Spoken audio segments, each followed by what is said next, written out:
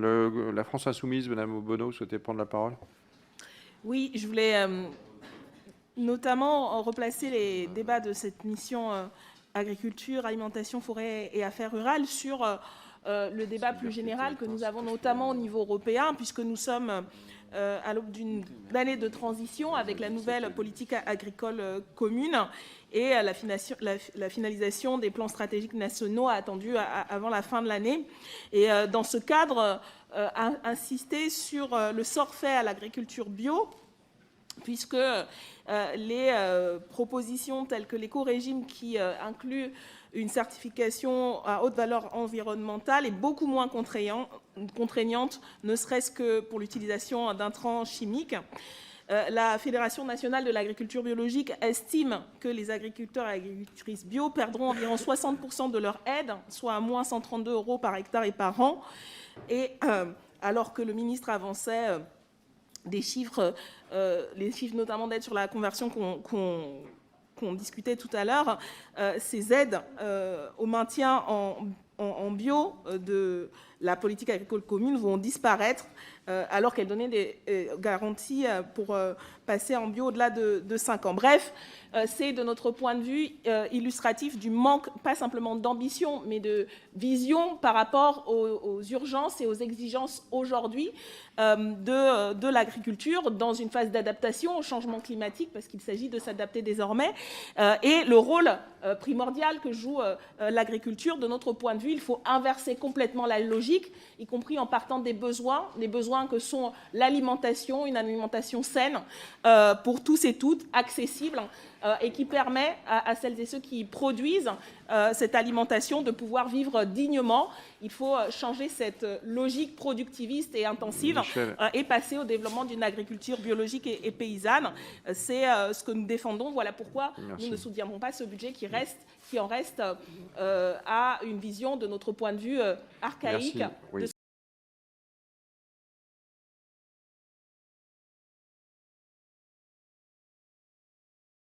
76, Madame Obono.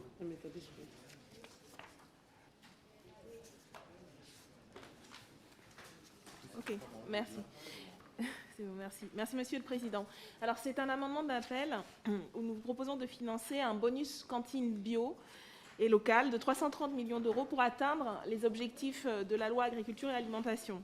Ce bonus aidera les restaurants collectifs à atteindre les objectifs d'amélioration de la qualité des repas, 50% de produits durables et 20% de produits bio d'ici 2022. Ne leur restant que quelques mois, ce surplus de budget permettra aux cantines d'atteindre et d'aller au-delà de ces objectifs minimaux, d'autant que l'ADEME a déjà indiqué qu'une majorité de restaurants collectifs ne seront pas prêts aux échéances fixées par la loi.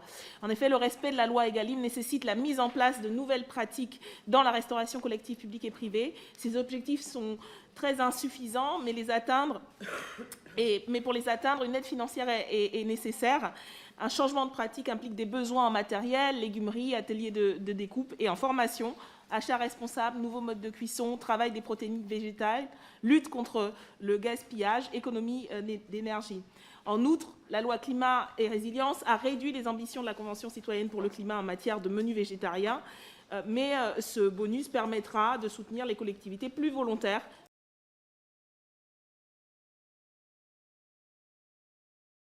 Il n'est pas adopté. Madame Obono, 875. Par cet amendement, nous souhaitons vous alerter sur la certification agriculture biologique qui coûte en moyenne entre 350 € pour une petite exploitation et 800 € pour les plus grandes. C'est un prix auquel il faut ajouter le coût des contrôles, une fois et demie par an en moyenne, dont le prix peut varier entre 450 et 1 000 €. Or, un agriculteur ou une agricultrice bio doit donc prévoir un budget moyen de 1 660 € par an pour garantir et conserver sa certification. Ces certifications agriculture biologique sont délivrées par des organismes certificateurs, qui sont des entreprises privées qui assurent le contrôle du respect d'un cahier des charges par les opérateurs. Cette mission leur est déléguée par l'État. Dans une logique d'urgence encouragement à l'agriculture bio, il ne nous semble pas normal, et il ne semble pas normal aux personnes concernées, que les agriculteurs et agricultrices aient à subir une contrainte financière supplémentaire pour justifier de leurs pratiques vertueuses, alors qu'elles et ils produisent de façon saine et durable, ce qui devrait être la norme. En conséquence, elles et ils ne devraient pas, après avoir rempli les critères du cahier des charges agriculture bio, avoir à supporter le coût de leur certification, sauf en cas de rejet par l'organisme certificateur et des contrôles annuels afférents. Voilà pourquoi nous souhaitons, par le biais de cet amendement, augmenter le montant alloué à la conversion et au maintien à la bio, afin de couvrir les...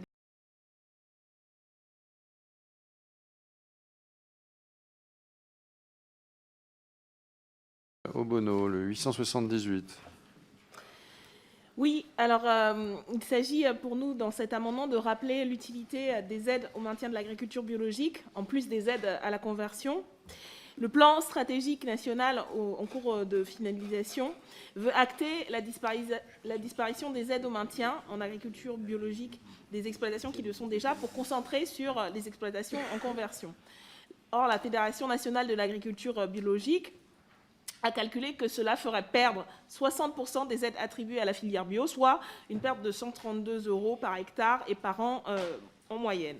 Si l'augmentation des moyens destinés aux aides à la conversion est une bonne chose, elle ne doit pas se faire aux dépens du soutien de long terme à ces exploitations agricoles vertueuses. C'est une orientation préjudiciable à l'agriculture bio qui s'inscrit dans la lignée, malheureusement, des décisions depuis le début de ce quinquennat. Nous estimons que ces aides au maintien sont un levier nécessaire à la puissance publique afin qu'elle puisse jouer pleinement son rôle, engager la bifurcation écologique de notre agriculture vers une agriculture paysanne, sobre et vivrière. Et pour ce faire, seule une planification permettra d'y parvenir, avec un soutien renforcé aux filières. Et nous considérons donc que c'est le rôle des pouvoirs publics de mener cette planification. Voilà pourquoi nous proposons un transfert de crédit pour respecter les règles imposées par l'article 40, mais qui permettrait d'assurer ce soutien continu au secteur qui doit absolument être soutenu. Oui, le gouvernement n'a pas supprimé les aides au bio, il les a recentrées en 2017 sur les aides à la conversion, parce que ça semblait plus nécessaire de faire ces encouragements, et le résultat a été obtenu, puisqu'on a pratiquement eu un doublement du nombre de producteurs bio au cours de ces 5 dernières années. Donc l'État n'est pas le seul à subvenir, n'est pas le seul contributeur possible. Les régions, les agences de l'eau ont aussi l'attitude pour poursuivre le versement des aides au maintien. Donc l'État a respecté les engagements qu'il avait pris avant 2017. Depuis 2017, il a réorienté les aides. Voilà ce que je peux vous en dire. Merci. Madame Obono. Excusez-moi. Oui, justement, le problème, c'est de réorienter les aides aux dépens du secteur lui-même. C'est-à-dire que si, effectivement, c'est heureux qu'il y ait des conversions plus nombreuses, mais le maintien de cette agriculture bio dépend du maintien des aides. J'ai moi-même visité il y a quelques semaines une ferme d'agriculture biologique en Île-de-France, et où il était très clair pour l'agriculteur qui est dans le bio depuis un certain temps que ces choix vont se faire au détriment du maintien de son exploitation. Et donc, de notre point de vue, il ne faut pas faire l'un au détriment de l'autre, mais il faut faire les deux et maintenir ce soutien si on veut véritablement faire bifurquer notre agriculture pour être en phase avec la nécessaire transition écologique. Sinon, c'est simplement de la pure communication. Voilà pourquoi il faut maintenir ces aides, et nous réinsistons et nous réinsistons.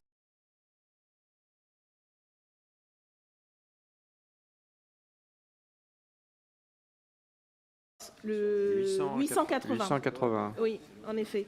Nous souhaitons la mise en place d'un budget conséquent pour la reconstruction de l'Office national des forêts. Il ne nous a pas échappé que dans ce budget, 20 millions supplémentaires étaient attribués à l'ONF, avec un engagement annoncé sur 3 ans pour un total de 60 millions. Or, l'intersyndicale estimait à 250 millions les besoins. Et il se trouve que l'Office national des forêts payait également le plus lourd tribut au schéma d'emploi global avec moins 95 ETP, soit près des 2/3 des 150 ETP de réduction des effectifs des opérateurs. Ce rabotage des ressources humaines ne date pas d'hier. Depuis plus de 30 ans, l'ONF subit un plan social sans précédent. En outre, c'est un choix qui se traduit par des dégâts humains dramatiques. Je vous renvoie à la tribune pour un service public forestier qui rappelait que depuis 2005, on recense plus de 50 suicides à l'ONF, un taux plus fort qu'à France Télécom, rapporté à l'effectif. Il est plus que temps donc, selon nous, d'inverser cette courbe et cela commence, nous croyons, notamment par une augmentation du budget en conséquence. C'est le sens de notre amendement. Merci. Madame la rapporteure crédit pour l'ONF. Effectivement, Monsieur le Président, vous venez de vous mentionner les 20 millions d'euros que Madame Obono a également souligné dans sa défense d'amendement.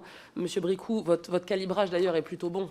Vous aviez visé 15 millions d'euros supplémentaires. Nous avons 20 millions qui ont été débloqués en complémentaire cette année, plus 3 millions d'euros sur les missions d'intérêt général, comme la consolidation du risque montagne. Voilà. Donc, pour le moment, sur les moyens, on va dire, des missions de l'Office national des forêts, on a un budget sur l'année 2022 qui est satisfaisant. Sur le sujet des effectifs, il s'avère qu'il y a encore effectivement une dégradation de moins 95 ETP prévue cette année. Comme vous le savez, l'an dernier, on s'est mobilisé avec mon co-rapporteur pour que ça puisse ne pas être le cas.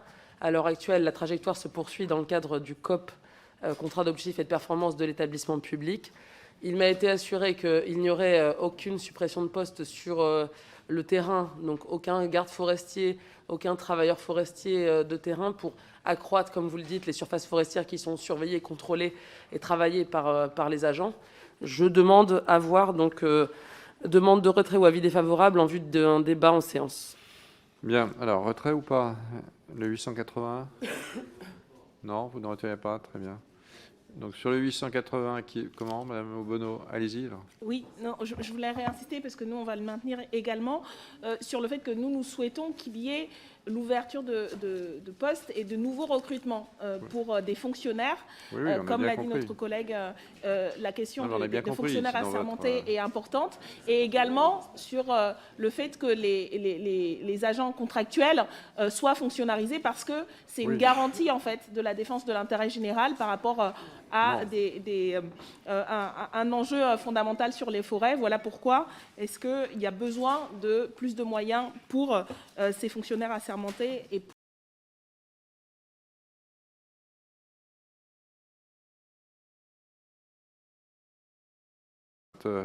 Madame Obono, le 882. Oui, donc cette fois, il s'agit bien de notre proposition, suite à la suggestion du réseau Action Climat, de financer le plan d'action national en vue de la réduction des émissions d'ammoniac et de protoxyde d'azote liés aux usages d'engrais minéraux de l'article 268 de la loi climat. Il s'agit de faire en sorte que ce plan ne soit pas qu'un effet d'annonce, qu'il ne reste pas lettre morte, alors que l'urgence climatique presse et que l'inaction du gouvernement devient de plus en plus indéniable. Le financement effectif de ce plan d'action est nécessaire pour réduire les émissions d'ammoniac et de protoxyde d'azote. Juste pour rappel, les engrais azotés de synthèse sont le deuxième poste d'émissions de protoxyde d'azote derrière l'élevage. La majorité a refusé le vote d'une redevance sur les engrais azotés en première partie du budget. C'est une voie complémentaire donc, que nous proposons d'emprunter. Et je rappelle par ailleurs ce qu'indique le réseau Action Climat sur la mise en œuvre du plan qui pourrait commencer par la constitution d'un comité de pilotage incluant la société civile, les agences de l'eau et les agriculteurs bio qui savent aujourd'hui se passer d'engrais minéraux. Ce comité de pilotage recenserait les pratiques et les modes de production à promouvoir en vue de réduire notre consommation d'engrais azotés, ainsi que les leviers mobilisables. Un recensement qui devra mettre en avant les pratiques agricoles favorisant le cycle de l'azote, ainsi que l'importance du déploiement de la filière légumineuse. Il déploiera ensuite un plan d'action national en cohérence. Bref, il y a là une stratégie claire et conséquente qu'il faudra effectivement financer. Voilà pourquoi nous proposons ces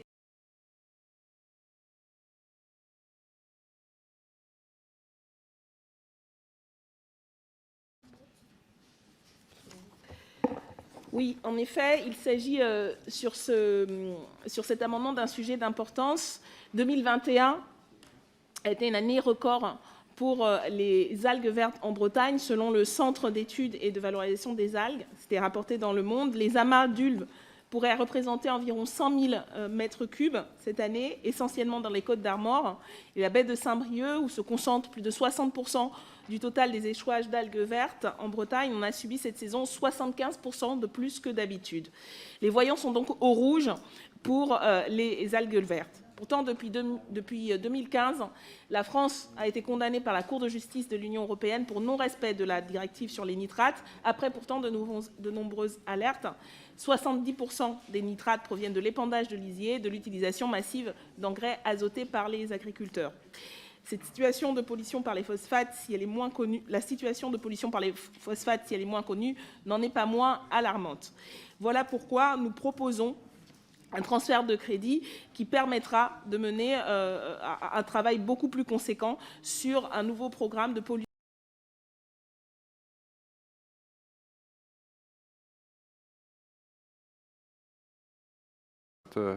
Madame Obono, le 882. Oui, donc cette fois, il s'agit bien de notre proposition, suite à la suggestion du réseau Action Climat, de financer le plan d'action national en vue de la réduction des émissions d'ammoniac et de protoxyde d'azote liées aux usages d'engrais minéraux de l'article 268 de la loi Climat. Il s'agit de faire en sorte que ce plan ne soit pas qu'un effet d'annonce, qu'il ne reste pas lettre morte, alors que l'urgence climatique presse et que l'inaction du gouvernement devient de plus en plus indéniable. Le financement effectif de ce plan d'action est nécessaire pour réduire les émissions d'ammoniac et de protoxyde d'azote. Juste pour rappel, les engrais azotés de synthèse sont le deuxième poste d'émissions de protoxyde d'azote derrière l'élevage. La majorité a refusé le vote d'une redevance sur les engrais azotés en première partie du budget. C'est une voie complémentaire donc, que nous proposons d'emprunter. Et je rappelle par ailleurs ce qu'indique le réseau Action Climat sur la mise en œuvre du plan qui pourrait commencer par la constitution d'un comité de pilotage incluant la société civile, les agences de l'eau et les agriculteurs bio qui savent aujourd'hui se passer d'engrais minéraux. Ce comité de pilotage recenserait les pratiques et les modes de production à promouvoir en vue de réduire notre consommation d'engrais azotés, ainsi que les leviers mobilisables. Un recensement qui devra mettre en avant les pratiques agricoles favorisant le cycle de l'azote, ainsi que l'importance du déploiement de la filière légumineuse. Il déploiera ensuite un plan d'action national en cohérence. Bref, il y a là une stratégie claire et conséquente qu'il faudra effectivement financer. Voilà pourquoi nous proposons ces